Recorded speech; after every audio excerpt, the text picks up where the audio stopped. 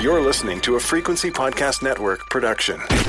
The Brock and Dalby Podcast. This is the Brock and Dalby Podcast. Welcome to Friday. My name is Brock. I'm Dalby. Fair warning. If you don't care about Team Canada winning last night, maybe skip this podcast. We talk a lot about hockey today. We have sponsors, man. No, listen to the podcast. Just put it on in the background. I do want to say before we get started on anything, I don't know if you guys have seen John Cooper, the head coach's press conference after the game. Dude, so good. I think for anyone who thinks, it was just a dumb hockey game last night, John Cooper sums it up in this great quote. I just hope Canada's proud, because every player in that room is proud to be a Canadian. And yeah, did we need a win? Not only like our team, but Canada needed a win. And the players bared that on their shoulders, and they took it seriously. And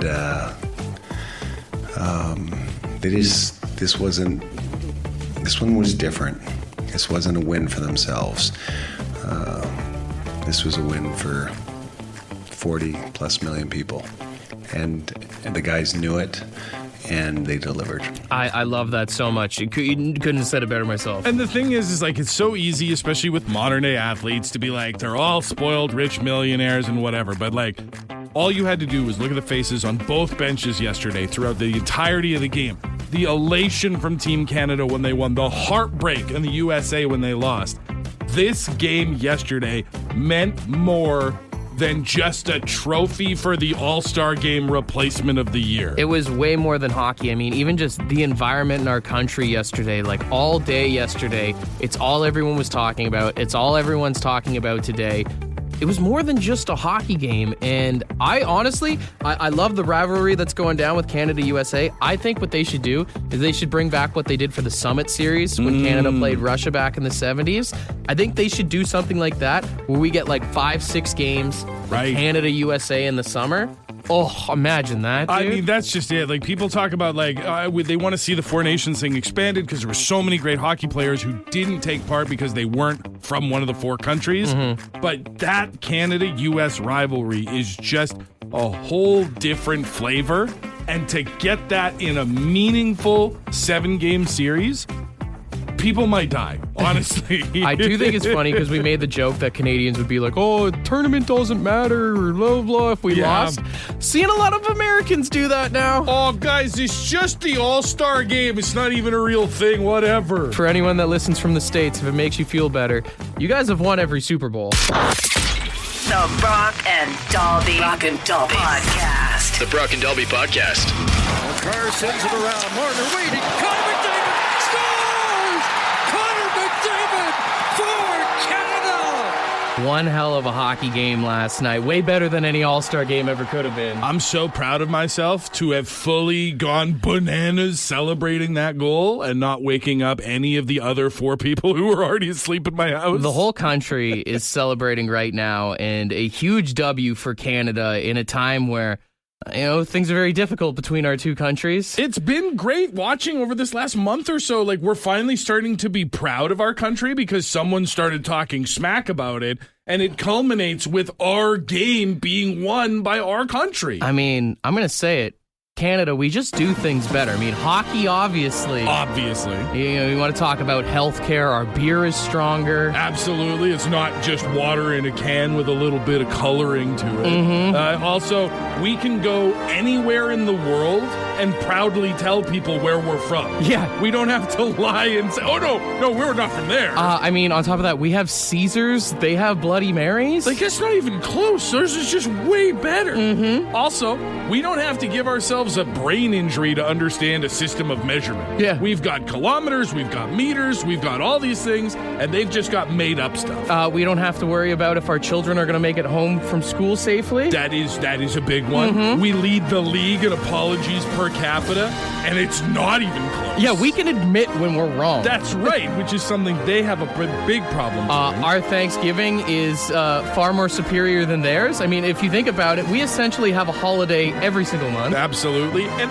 even our stereotypes are better. You think of them, it's all about guns or Southern state dummies and stuff like that. Our stereotypes are that we're kind, we're nice, we apologize, and we ride friggin' polar bears. When you're at a restaurant here in Canada, you don't have to write out the tip and try and do complicated math like they make you do in the States for some reason. You just push the button, and it's done. And you know what else? We don't wear our damn shoes inside either. The Brock and Dalby Podcast. Heard you boys talking about how great Canada is, and I'm not going to disagree with you, but I don't know if this is a hot take by any means, but that the American anthem is way better than ours, right?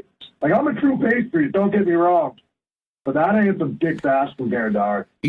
I can't disagree with you there. The American anthem is superior than the Canadian. I mean, is it superior, or are you just thinking about Chantal Kreviatsik last night? Because not exactly us at our finest. Not even specifically the anthems last night. I think just in general, it just hits harder. It's a way flashier anthem. The lyrics, I think, come off a lot more powerful. That's the thing, is they didn't have to go that hard when they came up with the anthem for America. Whereas, I think our anthem is a perfectly suitable national anthem, but they went. I mean, patriotism in general, I think the States does better than any country. Everyone is a true patriot. For sure. Their anthem, their patriotism, and also, their national animal, the eagle, way better than the beaver. I don't know if I agree with that. No, the eagle's way more badass than the beaver. The eagle is a fraud. Every time Americans do an eagle, they use the sound of a falcon. Is that what it is? Yeah, that's not what eagles even sound like. Here's my problem with the beaver. I've never seen one. I've lived 30 years in this country before.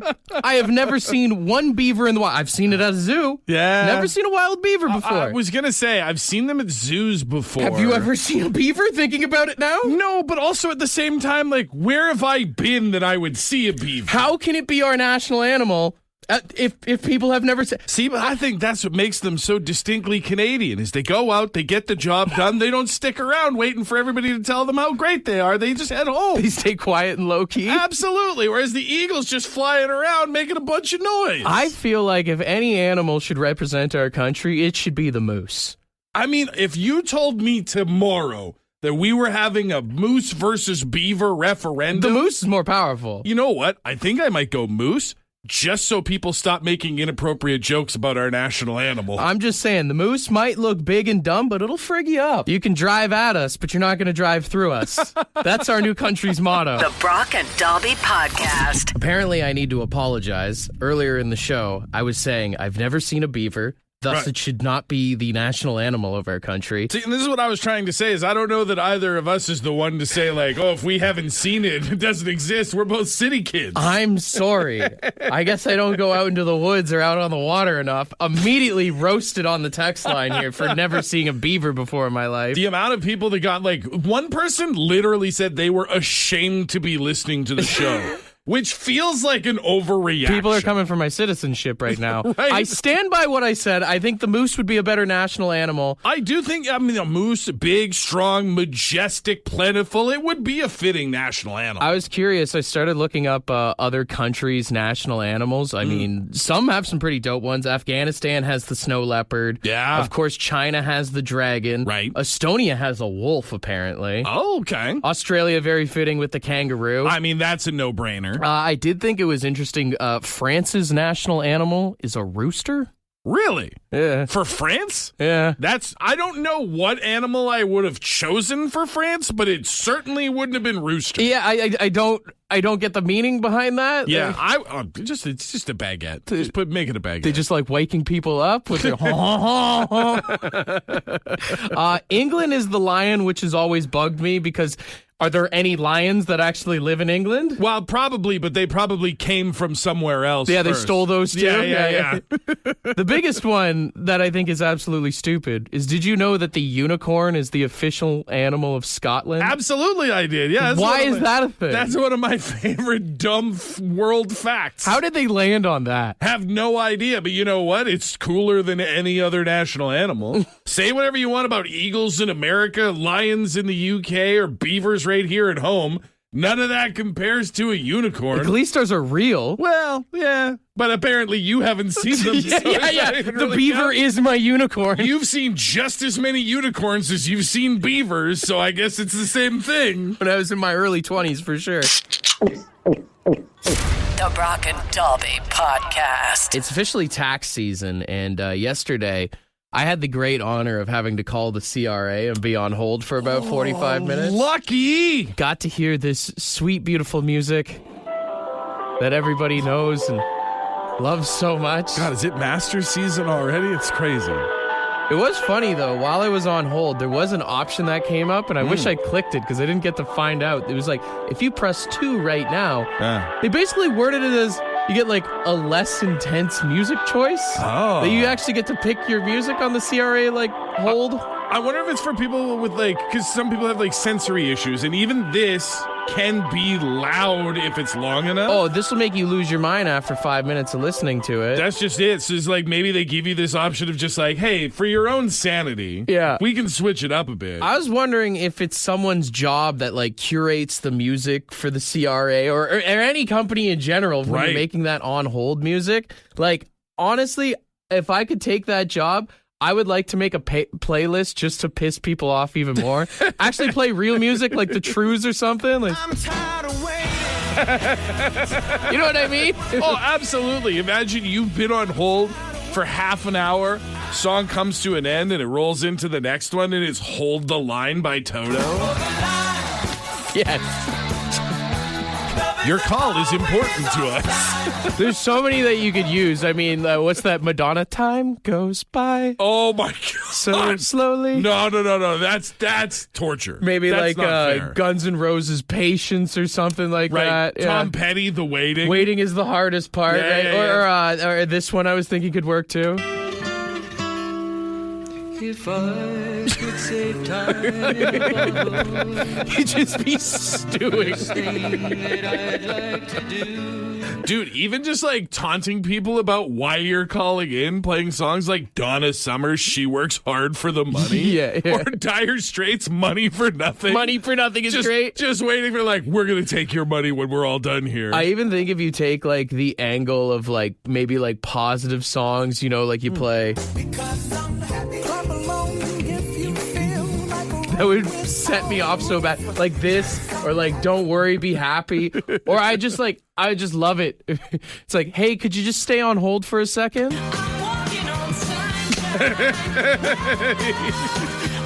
Full Patrick Bateman mode. The Brock and Dalby Podcast. I was listening to you guys talk there, and I was thinking, rather than on hold music, the CRA should just have radio stations. Like the CRA should just hire you guys, and then while you're waiting, you just listen to the radio on there and have factful people talking and calling in, stuff like that. I'd listen to that. Yeah, I respect that you like the show. Absolutely not. That sounds like the most boring radio station of all time. That sounds like the most hated radio show of all time. What do you mean? I'll say this. I see how the government pays. I feel like we could make a lot of money if we were the official CRA radio show. Oh, we'd have more holidays than we already do. And I also think it would be a pretty easy gig. Like, we come up with all these different topics and all these things to talk about. But if we were CRA radio, all we do is have to talk about tax stuff every day. Well, even better, it's like you could be like, this is the song that never ends. 762-555. What's the longest line you've ever waited in? Like, instead of coming on and being like, that was this song, it's this time of the day, you just be like, and we're 17 days and 44 hours away from tax deadline. Yeah. Ringing the cowbell and stuff. Giving out prizes for whoever's been on hold the longest. Dude, the prizes would be the best. Like, it'd be like 762-555. Tell us right now, what's the biggest thing you've ever lied about on your taxes, and you'll get $100 off. Answer today's super hard tax trivia question. We'll give you a $50 tax credit. Who wants to get audited? 762-555 right now. This is the Brock and Dalby Podcast. Yesterday it was announced that the Tragically Hip are going to be getting their own musical. There's a group in Hamilton that is apparently working on incorporating Tragically Hip songs into making their own production right now. Interesting. Yeah. I mean, they've got the catalog to choose from. I'm interested to see how it's going to go down. Like, is it going to be Broadway versions of Tragically Hip songs? Right. Like, Or will it be like that more like storytelling type of like two characters are talking to each other and then one of them says a lyric from the song and it's like, hey, Billy, you just got to have courage. And then Yeah. I'd love to see the song and dance that they do for it. Right? Guys out there in like top hats dancing around singing New Orleans is sinking. Just dressed like Gord Downey. That would be sick. I genuinely, honestly think that you could just do a full play based on like the songs itself, but there's small snippets, if that makes sense what I'm trying to say. Almost like medley style. Yeah. Like it's every story is about a song because I mean, the Tragically Hip, all their songs are literally stories, right? Well, I mean, that's part of what makes them one of Canada's most iconic bands is that when it came time to put a song together, every song really is that Canadian tradition of storytelling. Like you could do 50 Mission Cap and it could be the story of Bill Barilko. That one writes itself. Right? Ahead by a Century, Small Town Bring Down, you could make a whole story out of that. Or even just genuinely, I think they could make an entire musical about Gord Downey's rant during the Killer Whale Tank version of New Orleans is Sinking. Dude, Killer Whale Tank is better than Hamilton. Put it on Broadway tomorrow. Take that whole story, make a play out of it about a crazy guy talking to the whales, cleaning the tank. Shamu. It's just the whole story, all the twists and the turns. The hardest part would be finding an actor manic enough to portray the role, and hear me out, Nicolas Cage. Nicolas Cage is that guy. Working in the Killer Whale Tank. No, he's the whale. Oh, twist. The Brock and Dalby Podcast. The Brock and Dalby Podcast. You know, sometimes things happen to you and you'll never live them down. And that's the case for a Chinese student who accidentally set his dorm room on fire. How so? Well, he had, what's the polite way to put this, an inflatable girlfriend. Okay. They were on a date, so to speak. They were getting amorous. Too much friction? His roommate came home earlier than expected. And in a panic, the student tried to dispose of the inflatable doll by setting it on fire. Oh, God. He thought that he could melt it away, imagine basically. the smell. And the fire got away from him, and they had to... I mean, it wasn't like they didn't burn the building down. No one got hurt or anything. Yeah. Well, other than this kid's pride. Probably lost his damage deposit. I cannot imagine he's being asked to stay. Yeah. Like, I have to assume the roommate is probably like, hey, you're going to have to move. You can't stay here anymore. But I thought, with a headline... like, student sets dorm on fire trying to dispose of inflatable doll. That's got bad puns written all over it. Yeah. You know what? Let me hit the right kind of music for this one, Okay. though. There it is. Now we can get into There it is. All right. You want to start? Sure. Student sets dorm on fire trying to dispose of inflatable doll. You thought your last relationship was a hot mess. Student sets dorm on fire trying to dispose of inflatable doll. Not gonna lie, it's kind of hot. Safe to say, the whole plan really blew up in his face. Student sets dorm on fire trying to dispose of inflatable doll. Is that what a twin flame is? Is that what it is? I hear people say that all the time. Student sets dorm on fire trying to dispose of inflatable doll. The relationship really was just a candle in the wind. Student sets dorm on fire trying to dispose of inflatable doll. I mean, that's one way to get over your ex. Student sets dorm on fire trying to dispose of inflatable doll because he forgot to signal his roommate that he was busy, by tying a bike pump around the door handle. Student sets dorm on fire trying to dispose of inflatable doll. Is this the sex doll equivalent of gonorrhea? He was clapping trying to put it out. The Brock and Dalby Podcast. I saw a story yesterday about a North Bay man who is getting a lot of attention. He was being held under house arrest with one of them ankle monitor things on. Yeah. Apparently managed to pry it off around the end of January and sort of disappeared. Cops were unable to keep tabs on him. and they put out a wanted poster on the North Bay Police Service Facebook page. Wanted, North Bay Police attempting to locate Dustin Seddon is the guy's name. And then that post was shared by Dustin Seddon, who said, let me know if you see this guy. He's a menace. On like what, Facebook? On Facebook. Jesus. Haunting the police who are looking for him by sharing his own wanted poster. Anyway, he's been caught and is now sitting in jail. The balls on that guy, man. That crazy thing to obviously tough to put ourselves in his shoes. We don't commit crimes. Did he want to get caught? Is That's that just it? Like, to go on social media knowing that you are a person of interest, that the police are not only looking for you, but actively looking for you and attempting to get the public to help rat you out. You're like, I'll share that. Bro, I turn my active status off when there's certain people I don't want to talk to. Right. I don't want people to know when I'm on Facebook, much less know when I'm wanted on Facebook. Yeah, I tell my mom I went to bed and I turn my active status off so she doesn't call me sometimes. This is people that Google their own name type of vanity. Like, this is crazy. I mean, I don't know if he thought he was like the Joker or something, trying to pull one over. Like, this really does smack of, please everybody look at me. I must be the main character. Like, I get it's a cool thing. Like, when you're on, a softball team that wins a championship, maybe you get a picture in the newspaper or something. You're like, that's really cool. Sure, that's a rough comparison, though. Well, that's what I'm saying. It's seeing yourself achieve something or accomplish something is something to get excited for. To get excited for your own wanted poster, this isn't the Wild West. Although, do you think, mug shots are kind of like a trophy for criminals?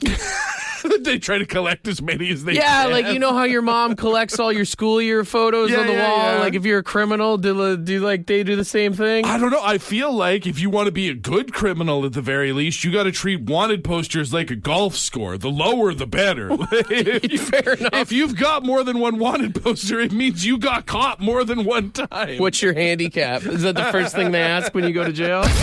This is the Brock and Dalby Podcast. Ed's word of the day. Let's see what he's got. Good morning. Yeah, today's word is chutzpah. That's not right, is it? Nope. Chutzpah. It's CHUTZPAH. Chutzpah. And it's extreme self-confidence or nerve. Well, I think everybody should believe in himself. Just don't be arrogant about it. Thanks, Ed. Anyways, that just about does it. Have a great one. Cheers up. It's chutzpah, right? It's chutzpah. It's chutzpah. Yeah. Chutzpah. It's a Jewish word. The way that Ed says it Chutzpah. sounds like a quarterback. Down! Set! Chutzpah! Yeah. It's the pump fake, Yeah. But chutzpah, I mean, I think you could most definitely say Canadians have most definitely a certain chutzpah. Oh, absolutely. I mean, all chutzpah is audacity. For good or for bad. Either you've got the chutzpah to stand up against someone trying to say they're going to take over your country. A little swagger in your step. Or you have the chutzpah to say you're going to take over somebody's country. Safe to say the Kachuk brothers had a lot of chutzpah going into that game. Probably not so much anymore. Well, they had the chutzpah in the group chat about trying to start fights, and then Brad Marchand had the chutzpah after last night's game to be like, why don't you both suck it? That group chat chutzpah is not there anymore. Real quiet now. Chutzpah. Use it wherever you can. And if you're a proud Canadian, have a little chutzpah today, all right? For more Brock and Dalby, tune in weekday mornings 5:30 to 9. The Brock and Dalby podcast is brought to you by badshop.ca, the Brock and Dalby merch store. With all proceeds going to the Canadian Cancer Society.